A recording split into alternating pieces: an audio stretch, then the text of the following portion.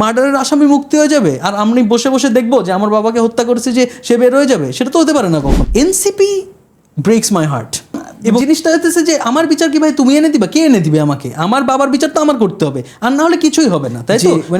জামাত বল, ওনারা তো কখনো কোনো পাবলিক স্টেটমেন্ট দেয় না এই বিষয় নিয়ে। আমি একটা পাবলিক স্টেটমেন্ট কখনো দেখি নাই, কোনোদিন শহীদ পরিবারবর্গের সাথে বসে নাই, কথা বলে নাই। এবং এটা আসলে একান্তই প্রধানমন্ত্রীর ইচ্ছা। এবং আমি একেবারে ব্যক্তিগতভাবে মনে করি যে যদি কিনা জনাব তারেক রহমান চান তবেই আসলে এর বিচার হবে, আর না হলে হবে না। কথা বলছি না বিকজ এখন দেখতে হবে বিএনপি ইজ অন টেস্ট। মানে ইলিয়াসের কথাটা হচ্ছে এমন একটা ভাব যে আমি বিচার চাই না, শহীদ পরিবার চায় না, ইলিয়াস চায় বিচারটা।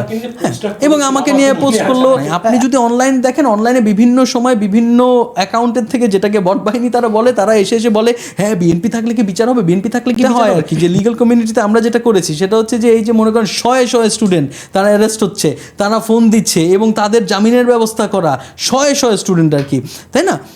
আমি হাসনাত আবদুল্লাহকে ব্যক্তিগতভাবে খুবই পছন্দ করি। আমার কাছে মনে হয় যে খুবই পছন্দ করি, মানে আমার কাছে মনে হয় যে এরকম ছেলে যদি 5টা 6টা থাকে আসলে এত সাহসী,